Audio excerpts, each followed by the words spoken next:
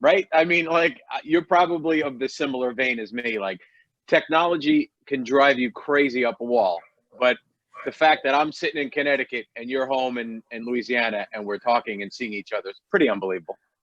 Isn't it really? I had actually an entire team meeting yesterday on Zoom. It 35, gets a little crazy. 35 players, all the staff. Yeah, it was a little crazy. It was weird, but I'm glad I did it. I need to have an individual conversation now with all the players, just kind of talk about next year, and wish I had some answers. I mean, that was something I was going to talk about with you kind of down the road in this conversation. But I mean, that's the same place I think everybody is, right? I mean, No, it's crazy. especially your senior and grad student guys, right? Yeah. Yeah, yeah. Hey, are you doing this interview or is somebody else doing it? No. It's me and you talking. Oh, okay. So this is me and you talking, and it's just you and I right now. And then what I'm going to do is I'm just going to pick clips that I think are good and kind of send them out. I'll make sure I send anything to you first so that you're comfortable with what goes out. Okay, sounds good. That work good? Yeah. Yeah. Yeah, you ready to get started? Let's get started then. Yeah, absolutely. All right. So what I've been doing, and I've had a really good conversations with some really fun people, and I have a few coming up. And obviously, I've known you for a while, and even these people that I talk with, I know. But some of these that I'll ask, are things that I don't know. And I guess the first thing I want to do is with you is, however you want to answer it, describe like the junior high and high school Paul Mainieri. Like, what was your life like? With your parents, with your friends, with what sports did you play? Like, what was your, I don't want to say old childhood, but by the time you were young enough to become a teenager and that type of Wow, Wayne, that's a long time ago. I hope I can read that. I feel like I've been an old man forever now. I'll be 63 this summer, so the years are moving along. But yeah, they don't stop. I grew up in a wonderful Italian American family. I have a father that meant everything to me, as in most Italian families. My dad grew up in Jersey City, New Jersey. Met my mother, Rosetta, although it sounds Italian, is not Italian. She's from the mountains of West Virginia. Wow. My father and mother were both in school at West Virginia University. My dad was playing baseball there. And they grew tired of the cold weather, so they decided to move down to South Florida. And my dad took his first teaching job and coaching job down in South Florida at a middle school. At that time, Miami was really kind of a fledgling big city. It was a small big city. A lot of a lot of desolate land, and it really was not what Miami is today by a large stretch. So it was kind of a growing community, and there was some job opportunities. Dad wanted to get out of the cold weather. So they moved down to Florida. My mom and I were left back in West Virginia because I was still in the womb. Right. I was a little bit late. So my dad moved down because he had to start his job. And my mom and my sister waited till I was born. And then after I was born, 2 weeks later, we went down and joined him in South Florida. So I grew up in Miami. And, I ended up being the second child, actually the third child. My mom and dad lost their first one, but a few months after birth. But of the surviving siblings, I was the second one, and we have 5, and I was the oldest boy. So, it was just a typical Italian American family. The father was the patriarch, the mother was there for whatever great support she could be. And she was awesome because my dad was a college coach and he was gone a lot. So my mom was the one taking me to the games and doing all those things. But I developed a love of sports at a very young age. My most longest conscious memory of my life was probably 4 or 5 years old. And that was being a bat boy for my dad's team. My dad was the baseball coach at Miami-Dade North Community College. Right. And I really don't remember life before that. I just remember being around him at the ball field, and I just loved it. I just knew it was something I wanted to be involved in for the rest of my life. So I got involved in a lot of sports. I dreamt of being a quarterback at Notre Dame, like a lot of young Catholic kids in the Yeah. country. And but I loved baseball, of course. So I played football and baseball. I didn't play organized football until I got to high school. And Okay. I remember showing up at Christopher Columbus Catholic High School for boys as a ninth grader for the first day of football practice. And there were literally 300 football players out there Oh from my God. through seniors. And it was rather intimidating. And I think I was the ninth string freshman quarterback. The, the clothes, the equipment they gave me I had to put rolls of tape around my thighs to make the pants fit. And I had this egg-shaped helmet. I mean, obviously I got the scraps of the equipment. Nobody ever took me serious. I think I was probably about 5'2" and 100 pounds at the time. But Yep. by the end of my sophomore year, I had become the starting quarterback on the varsity team. And I'll never forget, Wayne, the day my father dropped me off for football practice, the very first day. As I was getting out of the car, he grabbed me by the arm, and he always had great little advice for me, and this was one of the great ones. And he grabbed me by the arm, and he just said to me, just remember, little guys have to go to the field and prove they can play. Big guys have to prove they can't. So don't Wow. try and believe in yourself and go out there and prove to them. So, I was so cocky about myself that, hey, in the backyard when I was firing footballs at trees, I was never missing, and I knew I could go play high school football, but it was very humbling to start with. I was the ninth string quarterback. Unbelievable. By the end of my freshman year, I'd moved up to be the backup on the junior varsity. My sophomore year, I started out on the junior varsity and won the job. And after about 6 games of junior varsity football, I got moved up to the varsity and quarterback the varsity team at the end of the season, and then remained the starting quarterback my junior and senior years. And that was such an important part of my development mentally, not just in athletics, but just the overall view of life, just the believing in yourself, knowing that you can overcome great odds. I was not a great quarterback by any stretch of the imagination. Believe me, the dream of going to play quarterback at Notre Dame quickly became I realized that they were a lot bigger and a lot better than I was, and that baseball was going to be my avenue if I wanted to play college sports. But still, football was such a great experience for me because it taught me a lot of things about toughness and sacrifice and overcoming Amen. odds and all those kinds of things. So I really focused on playing football and baseball in my younger years. And then knew baseball was going to be my avenue, and I was fortunate enough to play in college and a little bit of pro ball. And then when my career ended, I went right into coaching. So just on that note, which is I played, football and baseball in high school. I actually went to Gettysburg and played football my first year, and then was going to play baseball. And long story, I played baseball the remainder of the time. But now I have 2 boys, but one that's a football, baseball guy. And I really believe that there's things you can learn in football, or do learn in football, that you kind of really can't learn in any other sport. Are you, from your perspective, because certainly you and I see the kids we're getting, there's a declining number of kids that played football. Maybe you get more than I get, but what is your opinion on it? I mean, it's just the way the times are. There's nothing we could do about it, or? It's funny. I did an interview yesterday with somebody for a website that they have, and we talked about this actually quite a bit about, 2-sport athletes and so forth. And I know times are changing, as you said, Wayne. Things are becoming so much more specialized. Kids are having pressure put on them at such a young age to focus on one sport, play travel ball, and all those kinds of things. But I guess I'm a little bit of a dinosaur in the way I think about things. I'll tell you a quick story, and this was years ago now. I've been at LSU. Next year will be my 15th year. And I spent 12 years at Notre Dame, and somewhere around year 8 at Notre Dame. So that would have had to been, about 19 or 20 years ago. I was recruiting a young man out of Youngstown, Ohio, by the name of Andy Bushy. And I really liked Andy. He's a right-handed throwing infielder, but a left-handed hitter. And I always thought he was a really tough kid, clutch player. And I thought he could make a real impact on the program at Notre Dame. and he had a great leadership qualities and so forth. So back in those days, you know, youngsters didn't make their decision on what school they were going to go to until the fall of their senior year, when they came on an official visit.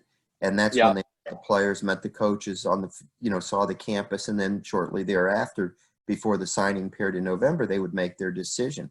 That seems like 100 years ago, of course. Exactly. Yeah. We're making decisions in 9th and 10th grade, I think.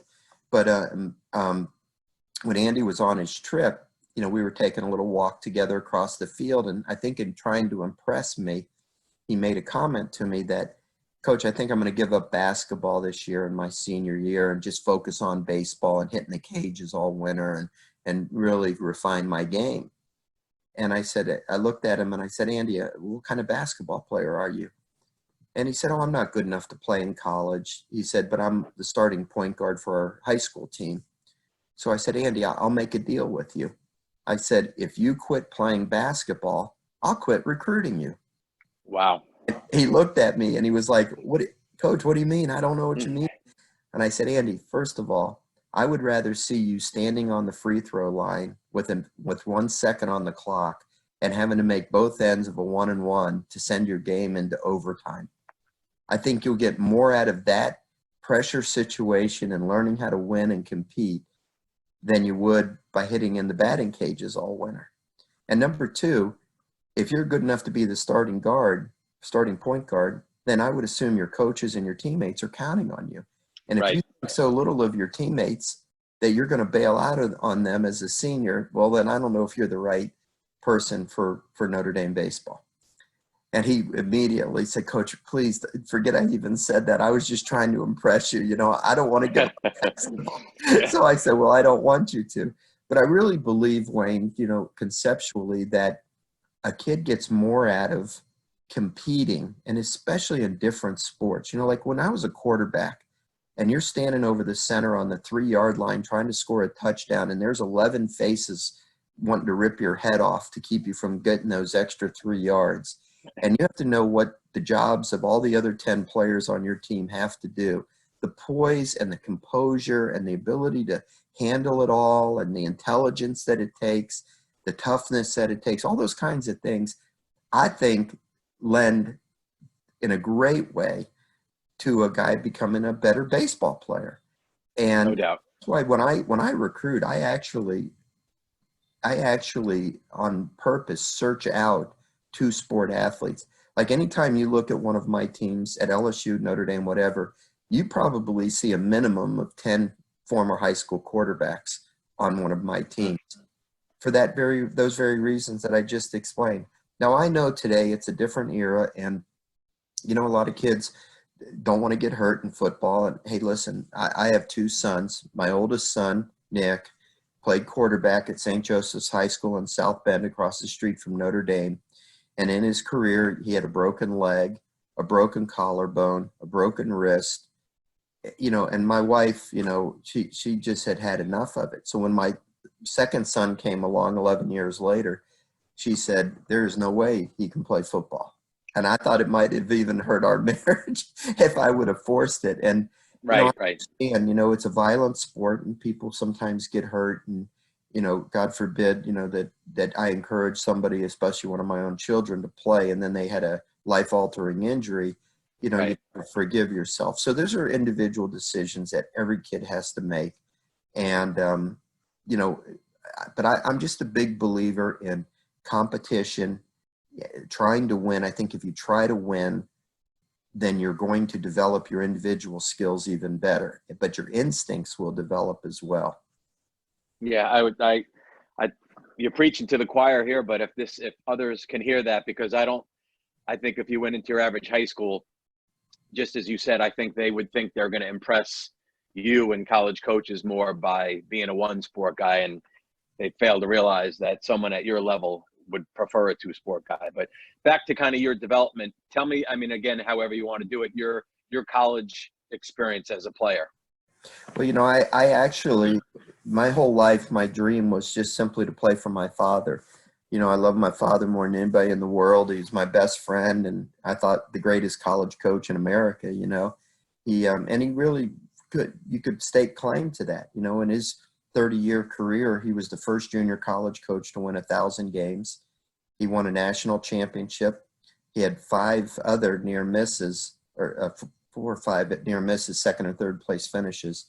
And he had about 35 former players make it to the major leagues. So he's Unbelievable. a legendary Hall of Fame coach, as you know, Wayne. So, Yes. so, I grew up, being the bat boy for guys like Bucky Dent, and Mickey Rivers, and all these, I know a lot of young people won't recognize those names, but that was the starting center fielder and starting shortstop for the New York Yankees when the Bronx Zoo won the World Championships in 1977 and 78 with Reggie Jackson.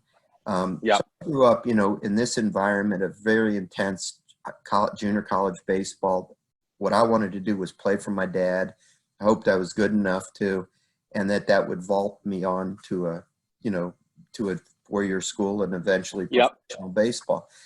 So, that was my whole goal. Well, in my junior year in high school, my dad's team on a Thursday night played LSU. LSU was in town to play the University of Miami, a 3-game series beginning on Friday.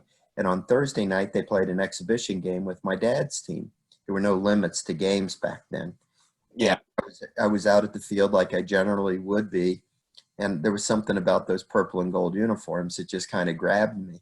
I was a huge Pete Maravich fan. When I was in my early years in high school, Pistol was my favorite basketball player. So I knew a little bit about LSU. And when the coach came over and visited with me and talked to me about coming up for a visit to LSU that next fall, I was obviously very flattered and intrigued and excited about it. So I went up there and visited the next fall, and LSU was unlike anything that I'd ever seen before. And, just the atmosphere on the campus, the football game, just everything just was amazing. And back then, the scholarship limit for baseball was 19 full rides. Wow. And I know my dad was trying to raise a family of 5 children on a teacher's salary. And he also knew that scholarships were going to be cut back soon. So I almost as a obligation to my family, I accepted the scholarship to go to LSU. And I loved LSU, as I do today. But at that time, the baseball program was not nearly what it is like now. It was an afterthought. Right. In fact, the head baseball coach, if you can believe this, his main job was he was the equipment manager for the football team. Oh, my goodness. Actually, he was a part-time coach. And so during fall practice, here I get up there as a freshman, and I'm all excited to show what I can do to the coach to impress him to try to win a starting job. And he's never out at practice except for on Sundays when the football team was off. And, the players on the team were good guys, but they just didn't share with me the same dedication to the game and the, obsession with the game that I had. And so It was a little bit frustrating for me. Plus the heartstrings were tugging on me a little bit. My whole life, I just wanted to play for my dad. So I decided to go back for my sophomore year and ended up playing for my father. Of course, after I played for him, my eligibility was up at the junior college. So I needed to find a place to go. And I had some good opportunities, South Carolina, Florida, and so forth. But when I went to visit my girlfriend that I had met at LSU, she was now in New Orleans attending Loyola University. I went to visit her. I went out to visit Ron Maestri at the University of New Orleans while I was on a trip to visit her. And I fell in love with the guy. He was just an amazing coach, great personality.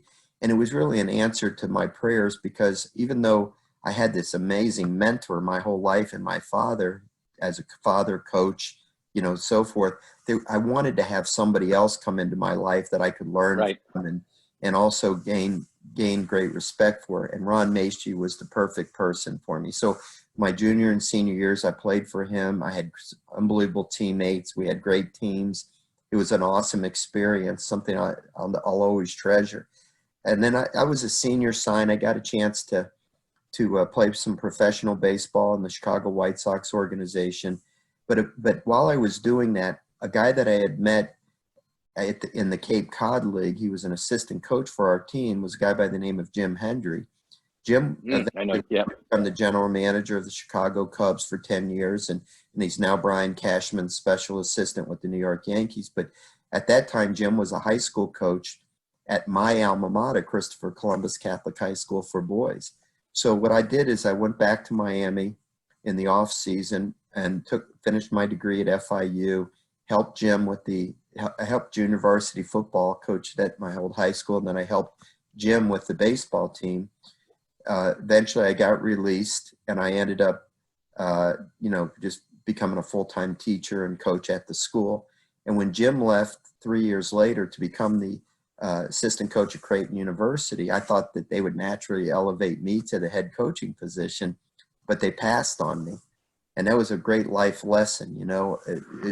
I thought for sure I'd get this job, but I realized that when one door shuts, another door opens. And because I got turned down for that job, I had to try to find a job somewhere, and St. Thomas University's job was open. And it was a part-time job paying $3,200 a year. And so there was hardly anybody that really wanted it. And I convinced the athletic director, Ken Stibler, that I was the right guy for the job at 25 years old. And he hired me. The next year, I was made full-time and put on the faculty in the sports administration program and by Dr. Joe Hoy. And from there, my career continued to develop. So I've really been blessed, Wayne, with a lot of the things that have happened to me in my life. And, everything that's cumulative throughout your life is what makes you who you are today. No, exactly. And that's kind of why I like having this conversation. But at St. Thomas, which I believe now, if I'm correct, the field is named after your dad? No, the field is actually named after me. It's after you. Okay. It's Paul Demi Mainieri Field. See, Demi is okay. That's name. Yeah, Demi's it's my your dad, father's name as well. It's his first name, but when they wanted to name the field after me, I insisted that they include my middle name as a tribute to my father. Okay. And you were at St. Thomas for how long as a coach? I was there 6 years. The last 3, I was the athletic director. Okay. And then from St. Thomas, Air Force was the next job? Yeah, it was unbelievable, Wayne, about how things happen. What turned out to be my last year at St. Thomas, I got a call one day from the coach at the United States Air Force Academy, and he wanted to know if he could use our field during their spring break when they were traveling to South Florida. They wanted to play Michigan State, but they needed a field on a certain date. So I made a deal with him. I said, okay, if you play Michigan State in the morning, but play us in the afternoon, then I'll waive the rental fee and I'll prepare the field for you and so forth. And so he said, okay. So they played Michigan State in the morning and they beat Michigan State. And then we played them in the afternoon and we beat them 13-0 and must have fooled them and looked well coached. And after the game was over, the coach came up to me and said, hey, have you applied for the job at Air Force? I looked at him kind of funny and I said, I don't understand. You mean your job? And he said, yes. He says, I'm actually active duty. I'm a captain in the Air Force and I'm finishing up a 3-year tour of duty, but they're going to civilianize the position. And he said, if you apply, I think you could have a shot at getting the job. I would go back and recommend you for it because I'm so impressed with your team at St. Thomas. Yeah. So I literally gave him my resume and he took that back with him, and that was my application. And lo and behold, I ended up becoming the first civilian baseball coach at the United States Air Force Academy in Colorado Springs. And that was what year, Paul? That was 1980, after the season of 1988. So 1989 was my first spring season at Air Force. Okay. So my connection to you started when I was going to school at St. Thomas, where you had coached. And then I was a grad assistant at Nova, and then I knew Russ Beauvais, who through my family, and Russ was working for your dad, who was with the Brewers at that time. My dad was actually working for Russ, by the way. Russ, okay. Supervisor. Yeah. As a scout. All right. Actually, I'm glad you said that. So I think when I first had met you, this is before the cells and all the different things. I met you at Air Force Academy when I came out and worked the camp. And it's nice to have me, and we met at your house, which I'll never forget that experience, because the day that I was leaving, and I don't want to get sidetracked on this, but the day I was leaving was the OJ chase. Oh, was it really? The entire group of people that had worked the camp were at, oh my God, I'm going to forget his name. He worked as an assistant. Oh, it must be Eric Campbell. Right. He's now the general manager of USA Baseball. Correct, correct. Which he and I kept in touch a little bit over the years, but I'll never forget that experience. Not only meeting you, going to Air Force, being out there for the first time, but I mean, pretty much everybody remembers where they were for the OJ chase at that stage. So then you were at Air Force for how long? I was there 6 years, Yeah. and 6 of the most wonderful years you can imagine. I just loved every second of coaching there. I felt it was such an awesome responsibility, Wayne, because it was a laboratory for leadership. These kids, they weren't going to go into professional baseball, but what they were going to do was much more important. They were going to be the custodians of our way of life. And so Yep. I felt my job as their baseball coach was to help teach them how to compete, how to be successful. Look, on a baseball field, somebody wins, somebody loses, but in war, there's no substitute for success. Right. Yep. And you have to teach them how to handle pressure and be composed and be able to think on their feet and so forth. So I came in and worked with these kids and thought that I played an important role. Whether I did or not, I don't know, but I felt like I'm sure you did. I played an important role. And I'm proud to tell you today, I'm probably the only coach in America. I would guess that I am the only coach in America that has as former players 4 general officers in the armed forces, currently 4 generals in the Air Force. Wow. And wow. I think about 25 full colonels, and they still call me coach, and they've been awesome in the things that they've said to me many years later as they've become leaders and very shakers and movers in our country. They've shared with me the impact that I had with them in their development years, and it's very heartwarming for me to know that you had a little bit of an influence. So those 6 years I spent there were just awesome, and I could have spent the rest of my life there. And then one day I got a phone call that kind of changed my life again. And it was the athletic director from the University of Notre Dame. And they were looking for a baseball coach. And my wife was 9 months pregnant, ready to have our 4th and final child any moment. And he wanted me to come out to talk to him about the job. And I had to delay it until Karen had the baby. Even if it would have cost me the job, I told him, I said, right. I can't come out there yet, So she finally had the baby about 4 days later. The next day I flew out to South Bend. They offered me the job. People think it was an easy decision, and it was. I couldn't turn down Notre Dame. I mean, I want to go to heaven. And, if you say no to Notre Dame, I'm not sure you get in. You know what I mean? Lou Holtz used to always say that God didn't care if Notre Dame won, but his mother sure did. Okay. So, I remember I told you as a youngster, I always dreamt of being the quarterback at Notre Dame. Yeah. I had a strong affection for the university, and this was a dream come true to be offered an opportunity to go work there. And so even though I just loved the Air Force Academy and it was the hardest thing in the world to leave there, I went to Notre Dame and moved my family there and started a new experience. And I mean, I know enough about, your time at Notre Dame, and obviously you probably would have stayed there had LSU come along.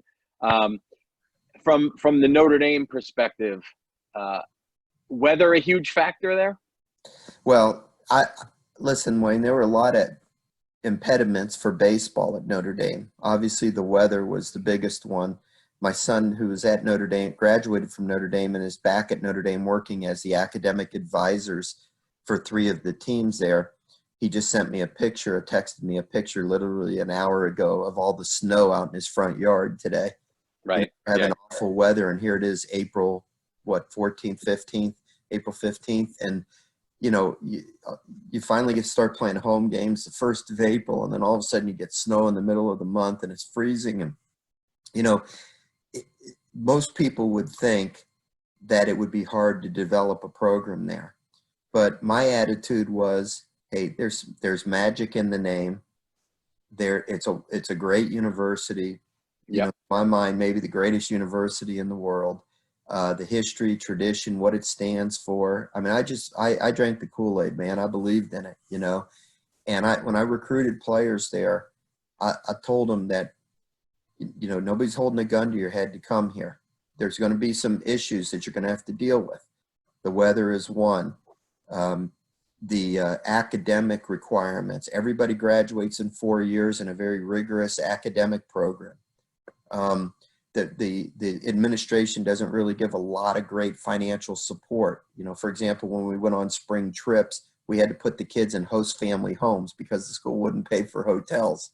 You know, it was some stuff that, wow. you know, we only had 9 scholarships the whole time I was there, and the NCAA allows 11.7. So, you know, there were things that we had to overcome. And I just told the kids, look, we're going to be tougher than anybody else. We're going to not make excuses. And we're just going to prove to people that you can play with the top teams in the country. And I had amazing kids when I was there, Wayne. Some of my favorite people in the world were my players that I had at Notre Dame. Still stay in touch with them all the time. We were able to have a #1 ranked team in 2001, #1 in the polls. In 2002, the next year, we took Notre Dame to the College World Series. It was the first time Notre Dame had been there in 45 years. You know, 45 years earlier, it was a much different format. And, you know, and I just felt very proud of it. I think we had 9 or 10 players make it to the big leagues out of our program. Everybody graduated, and they're all being very successful in their post Notre Dame years. So, you know, I loved the place, and I really did. And while I was there, I was probably offered a half a dozen premier jobs in the country, you know, in the SEC and the Big 12 and so forth. But I just couldn't leave Notre Dame. You know, there's just no, I was just too entrenched in what it stood for, the whole thing. And then that one school for which you would consider leaving calls. Now, how often does that happen, you know? And it never happens, right? And LSU called. And for me, I had an affinity for LSU. Did I say Notre Dame? LSU called. Yep. And I had an affinity for LSU because I had gone there. I'd met my wife there. And this was 1 year after Katrina had ravaged South Louisiana. And I guess in my kind of warped way of thinking, you know, that maybe if I could go down there and get the baseball program back online and become a source of pride for the community down there, maybe that would be my way of helping in the reconstruction of South Louisiana, you know, give the people some hope and something to feel good about. And, you know, very fortunately, you know, that by my in our second year, we went to Omaha. My third year here, we won the national championship. And, you know, we averaged 9,200, or we have 9,200 season ticket holders a game. We average Unbelievable. 1,000 people a game. So it's one of those worlds where what you're doing really matters to people. You know, when I coached at St. Thomas and Air Force and Notre Dame, what we did really mattered to the people that were directly involved in the program. But to the general public, they didn't even recognize hardly that we had a team. When we went to the World Series in 2002 at Notre Dame, people saw us play on ESPN that had never been out to see us play right in South Bend. They hardly even knew we had a team. But here at LSU, Skip Bertman had already done all that work. You know, he had made baseball so relevant here. And, you know, when you come here, it's just a whole different world. So when I look back at my career and the 4 jobs that I've had, they've all been uniquely different, but every one of them was so important to me, and not just in my development, but I thoroughly enjoyed everywhere that I've been.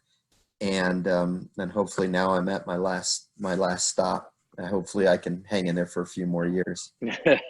All right. So I've kind of just got to, and that's unbelievable. I mean, listen, we've played there at Sacred Heart and LSU. I've been fortunate to go to a lot of cool places in my time coaching. I can't think of anyone that really tops the atmosphere of LSU. I mean, it's really, you know, it's really an incredible place with, just like you said, the crowd. I mean, it's college baseball really at its best. So it's an incredible place. Two questions. One, you may not want to share. I think you'd be okay with it. This is maybe 2 years ago when you or I were on Long Island at Baseball Heaven at that kind of interesting event. We're not going to talk about now. We were sitting next to each other, and you had told me a story that I was wondering if you maybe tell again, which was about you and Mike Piazza, which was which was basically Piazza was a dejected third baseman. Do you recall that what you told me, or? Oh, sure. So what happened was Mike Piazza, who's now in the Hall of Fame, of course, and had a great career as a catcher with the Dodgers and then the Mets. Um, he had been a freshman at the University of Miami. Now, Tommy Lasorda was the godfather of his brother. Everybody said that Tommy was Mike's godfather, but in an Italian family, like Wayne, you're the Goomba for one, you're the Goomba for all, right? So Right. it wasn't really a stretch when Tommy said that he was also Michael's godfather. So Mike's father, Vince, was very close with Tommy growing up, and now Mike's of college age and got some ability, and Vince wants Tommy to help him find a place to go to school. So Tommy was good friends with Ron Frazier at the University of Miami. He recommended him to go down to the University of Miami. But when he went down there, it really didn't work out. I think Mike had like 7 at-bats his whole freshman year and didn't like it there. So Lasorda called my dad that next summer, and he said, listen, I've got this godson down at Miami. He doesn't want to stay there, but I need to send him somewhere where he's going to get a real chance to play. And so my dad took him at Miami-Dade and made him his starting first baseman, and Mike was off to a good start with the season. He could hit. He's a big, strong guy, but as you know, he's right-handed thrower, right-handed hitter, right? So what happens is my dad and I would converse about his players, and I was coaching at St. Thomas at the time, and he would tell me about this kid, Michael Piazza, and one day I said to him, I said, Dad, right-handed throwers, right-handed hitting first basemen are a dime a dozen. Have you ever thought about putting Mike Piazza behind the plate? And he said, it's amazing that you say that, because I think he's got the tools to be a catcher. He's got a strong arm. He's got size. He's a tough kid and so forth. But he said, I've got a really good catcher right now, a kid named Pete Gonzalez. He said, so I got to leave him at first base. So anyway, shortly after that, there was a play at first base where the runner and the ball arrived at the same time. You've seen it happen a million times. Yep.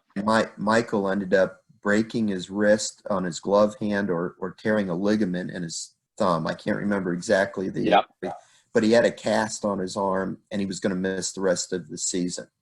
So I went over to the field one day because St. Thomas wasn't playing that day, so I went to watch my dad's game.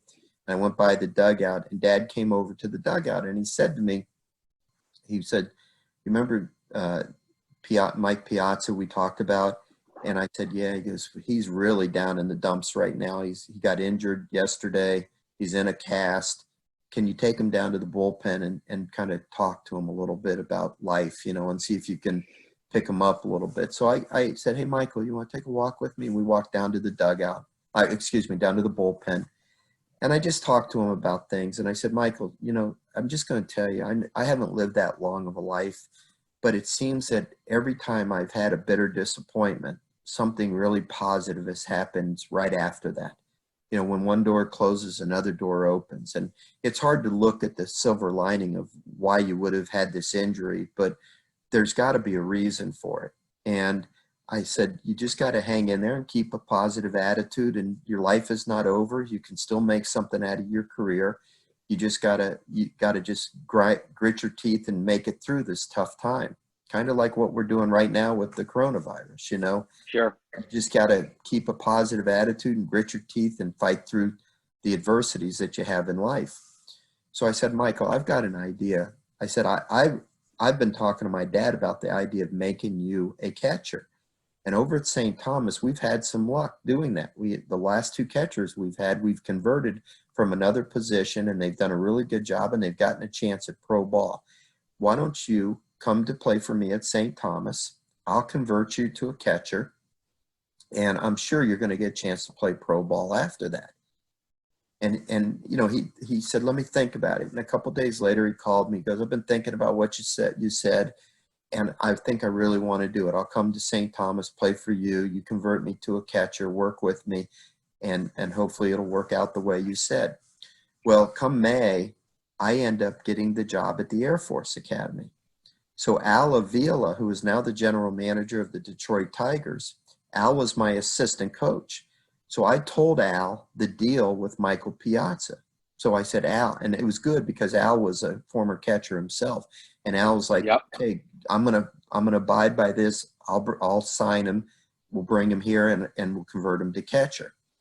But I felt bad, that I was leaving to go to the Air Force Academy, and this poor kid, who I tried to encourage, that I'm leaving him, but he understood. Okay. Well, what ends up happening, the story goes, the Dodgers draft him in the 62nd round as a favor to Lasorda. And Lasorda convinces the Dodgers scouting director to sign him.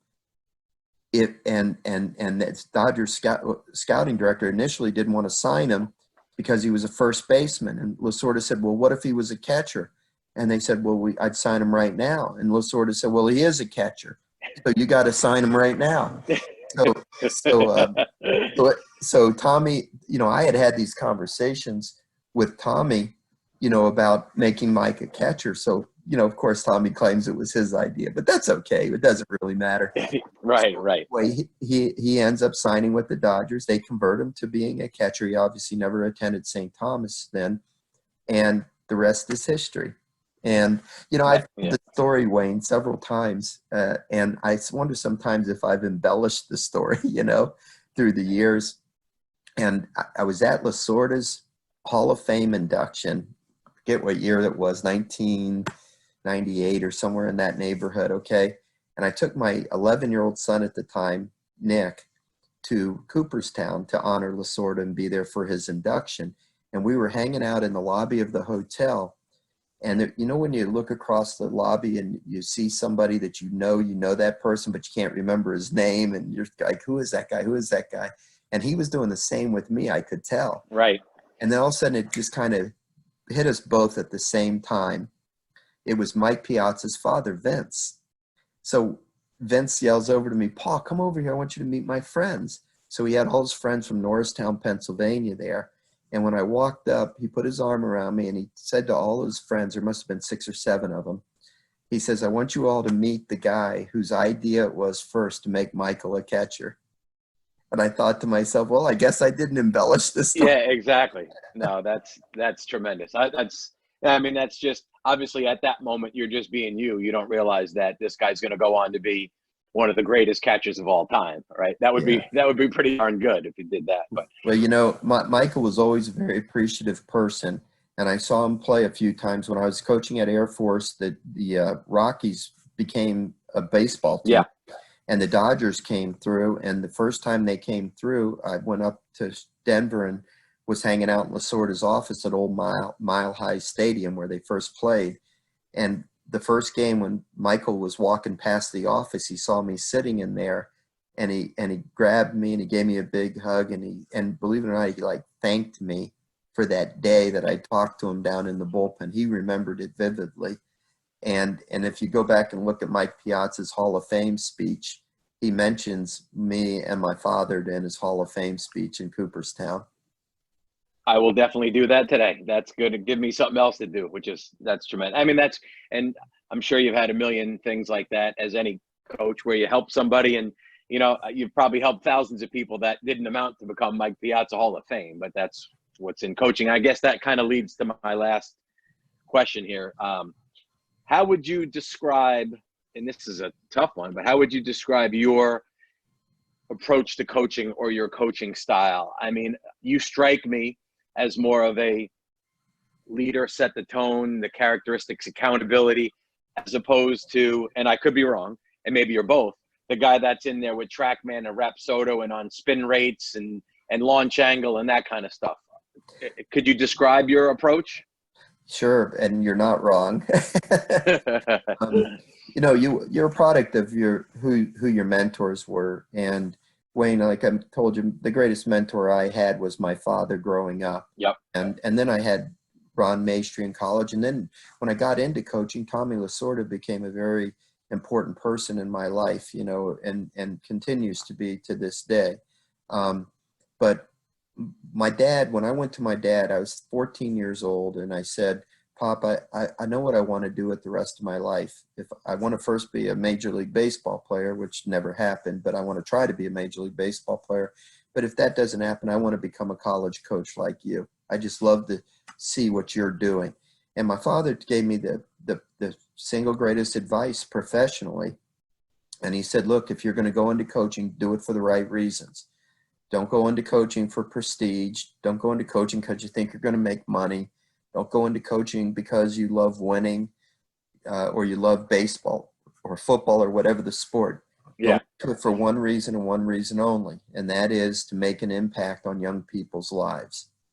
And, you know, you teach them how to be successful, and those qualities that they'll learn on the baseball field will carry them through the rest of their life in whatever walk of life that they are involved in, whether it's in marriage or being a father or in work, whatever. And so that's kind of been my guiding light my whole life, Wayne. And regardless of whether I was at St. Thomas or Air Force or Notre Dame or LSU, listen, the pressure to win is ratcheted up with each passing place. But it hasn't really changed me and my coaching style. You know, I'm all about relationships and working with the players. You know, I believe in building confidence in kids and making them believe that they can accomplish anything they put their mind to it. You know, I challenge them. I'm not an easy coach to play for, to be honest with you, because I challenge them, and I'm always pushing them to do better. And I know they can do better.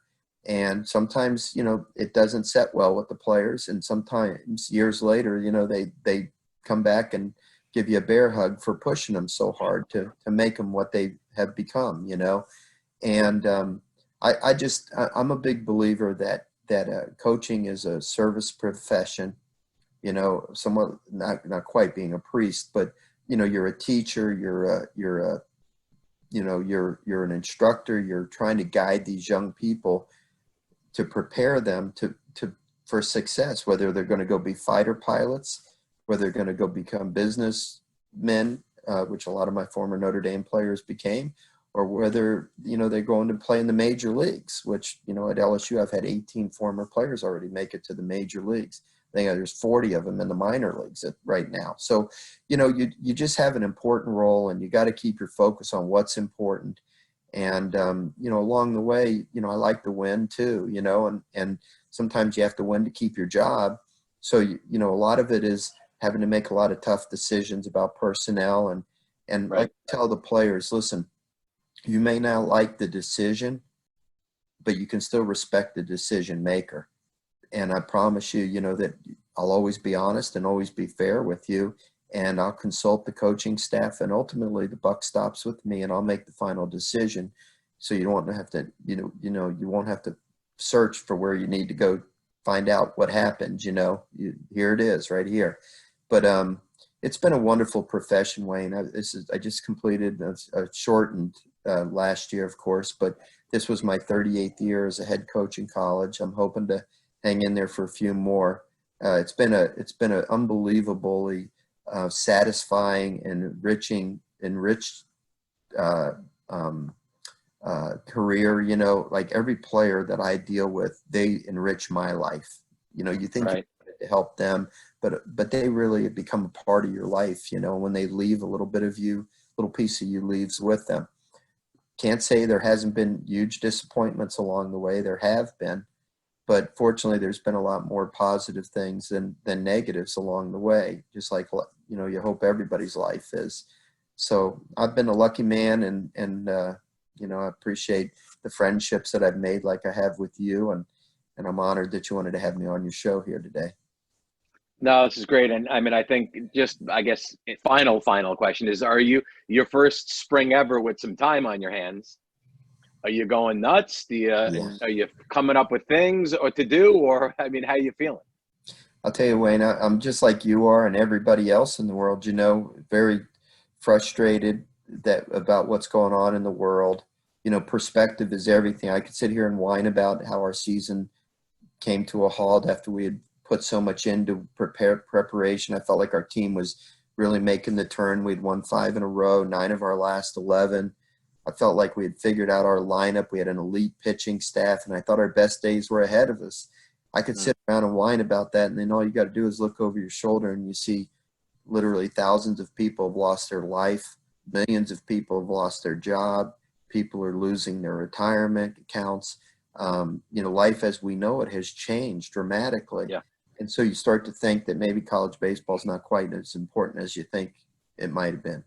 But it is my profession. It's how I make a living. And I do think what we do is important with these young people. But right now, nobody has a choice. I mean, we just have to deal with this and hope that it passes sooner than later. We could be in this for a long haul. But, so we're following the advice of our leaders. We're quarantining ourselves, staying at home as much as we can. I had a brand new grandson born a month ago over in New Orleans. I've only been able to hold him once, which is terribly frustrating. I wish I Yes. could go over there to help my daughter, but he hasn't had his vaccinations yet and his immunity build up. So I don't want to take any chances.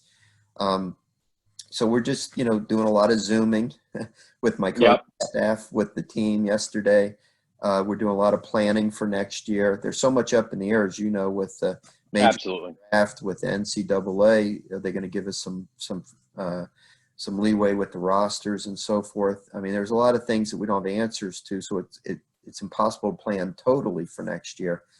But we're just trying to figure out what's going to happen, and I don't have the answers. It's frustrating when players ask me questions and I can't answer them, as I'm sure it is for you.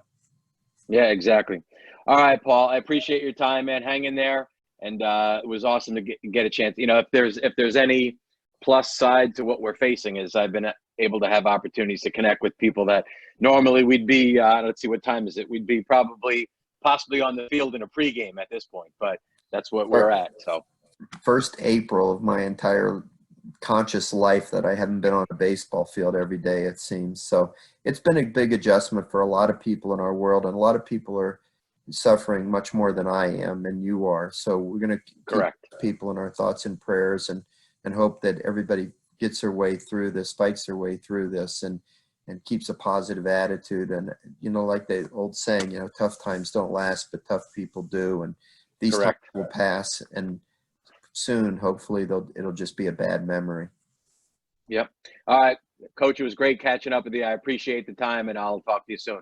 Okay, Wayne. Good to be with you, my friend. All right. Take care. Bye. Bye-bye. Bye.